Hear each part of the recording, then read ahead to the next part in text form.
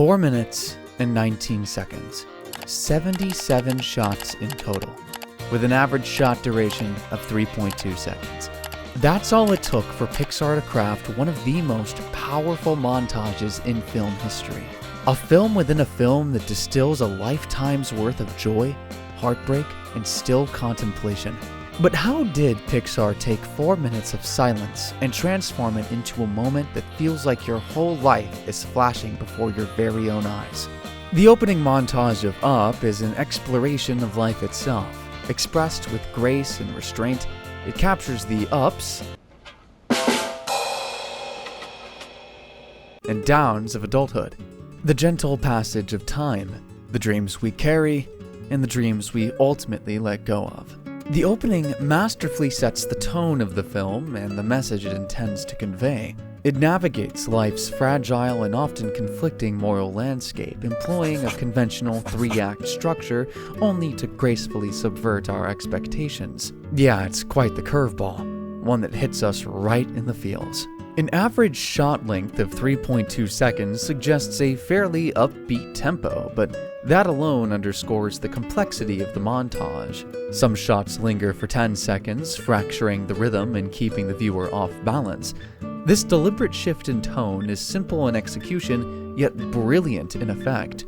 Through a carefully disrupted flow, the montage creates striking contrasts, pausing just long enough to let the emotional weight settle before moving on. These pauses invite us to face harsh realities delicately expressed through Ellie's inability to have children or the heartbreaking news of a miscarriage. Though unstated, these moments speak volumes through visual storytelling, stirring profound sorrow within us. Pixar's use of color theory deepens this feeling. The interplay between dark, creeping shadows swallowing the hallway and the bright sunlight flooding a room brimming with hope soon to be shattered is deeply unsettling. It serves as an evanescent reminder of how quickly life can change. One of the most haunting visual contrasts lies in Ellie's deteriorating health. Early on in the montage, we watch her race up a hill with ease, full of energy and light, with Carl trailing just behind. Years later, in a quiet mirror of that same scene, she struggles to reach the top, her pace unsteady as Carl rushes to her side. The hill hasn't changed, but Ellie has. It's the beginning of the end. And it is very cruel. No dialogue, no exposition, just the slow erosion of time taking its toll on the human body. Pixar doesn't spell it out, it doesn't need to. The image speaks for itself. The sentimental layers deepen further with imagery of clouds shaped like babies, symbolizing Ellie and Carl's dream of parenthood, a silent emblem of loss and yearning. The ache for something desperately desired yet forever out of reach resonates softly with millions, offering a subtle reassurance. You are not alone.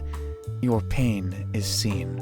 Up is drenched in symbolism. Visual motifs appear throughout the opening montage only to be revisited later on in the film. Simple objects, a book, a pin, chairs, overflow with emotional resonance, each setting the stage for a payoff that deepens the story's impact. The montage itself evokes the feel of home videotapes and photo albums. Many of us grew up watching footage of ourselves as children surrounded by parents and loved ones. We witness laughter and conversations, moments pulsing with life and warmth. There's something profoundly magical about watching these memories unfold. The flicker of the projector, the rough static, the faded, pixelated colors, and then, suddenly, silence. You're transported to a simpler time, looking at a version of yourself who might be happier than you are now. These are the very feelings the opening of the film evokes within us. At the heart of this montage is Carl and Ellie's devotion. It is a bond that appears once in a lifetime, and they nurture it with unwavering tenderness. You can feel the depth of their connection. They say you never truly understand the value of something until it's lost, but Up offers an antidote of sorts. Carl never forgets Ellie, never moves on as others expect. He chooses remembrance every single day. Ellie may be gone physically, but she lives on through him, and for that reason, he never remarries, because he had his fairy tale ending, a lifetime shared with the one person who made him feel complete. He lived the dream, a gift he treasured deeply, proving his fidelity not through words, but through actions. The most sincere symbol of their marriage may not be grand or dramatic, but something as simple as a tie. Throughout their life together, Ellie would fix Carl's tie, a mundane yet intimate ritual that defined their unity. It was never performed for show, only as an unspoken promise made visible through habit. As they grew older, Carl began wearing a bow tie instead.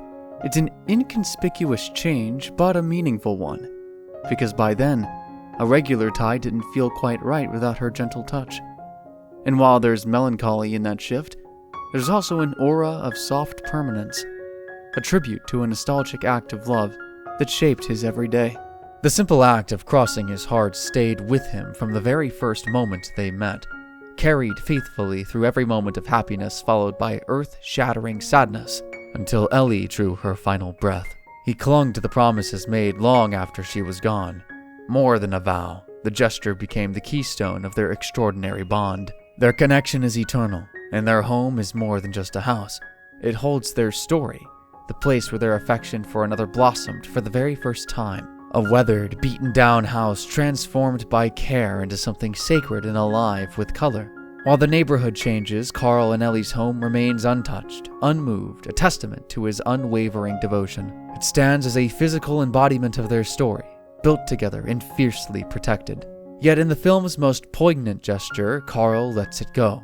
He watches the house drift skyward, not as a farewell, but as a liberation.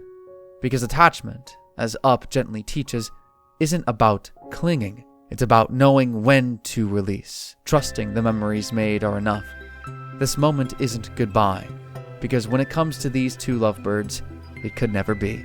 No, it awakens what she always saw in him: wonder, excitement, and the thrill of discovery. The very spark that first captured her heart. One of Ellie's dreams may have been to visit Paradise Falls, but Up reveals something far deeper than that. It was never truly about the destination. That was never her goal. It was about the journey. That was her adventure. And Carl, chasing the dream he thought he'd failed to fulfill for her, comes to understand the truth. He was the adventure all along. They both were. Their adventure. The scrapbook they filled wasn't incomplete. It brimmed with moments that define a life rich with meaning, a life fulfilled. In learning this, Carl begins to realize not Ellie, but the weight of regret. And in doing so, he rediscovers the wonder of the present, the promise of the future, and the quiet parting gift Ellie left behind. Letting go is one of the hardest decisions anyone could ever make. Yet for Ellie, it came with such ease. Not because it hurt any less, but because her love for Carl was pure. A love so boundless it asked for nothing in return but his happiness. She wanted him to live, not just remember for the rest of his life. Carl's journey becomes one of self-discovery, a reclaiming of purpose. Through his connection with Ellie, he reconnects with his inner child buried beneath years of routine and remorse. Their relationship, though marked by time and loss, remains unshaken, almost childlike, unburdened by cynicism, rooted in awe. But Carl's story is not just one of memory and letting go, it's all about him opening up. Enter Russell. A boy brimming with innocence and boundless curiosity. More than a companion, he becomes the jolt that Carl needed, reinvigorating his thirst for life. In many ways, Russell is Ellie reborn, not in likeness, but in spirit. And like fate whispering through the still corners of a lonely life, he arrives just when Carl needs him most. Life moves with a subtle, enigmatic pulse, guiding the right souls to us at the perfect time, not to replace what's lost, but to remind us of all that remains. In Russell, Carl finds a poetic embodiment of the child both he and Ellie once prayed for, a living symbol of hope and new beginnings. Carl begins the film locked inside a mental prison and is consumed by grief. He's very grumpy and is tethered to the past. Like many who age, he takes shelter in the known, where walls bear the weight of memories and comfort.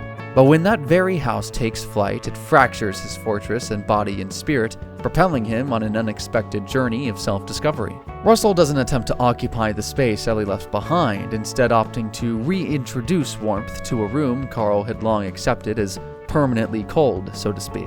Russell bridges the gap between Carl's past and his unwritten future. He stands as living proof that connection, once thought lost, can be revived, not by clinging to what was, but by bravely embracing what lies ahead. Adventure isn't some far-off dream. It lives in the people who shape us, the memories we carry, and the courage it takes to move forward. So take that step. Trust the unknown. Let your story unfold, because adventure is out there. And maybe, just maybe, it's been waiting for you all along. Squirrel! Hey, my man! If you enjoyed the video, be sure to hit the like button down below and subscribe for more spectacular videos. Thanks for watching!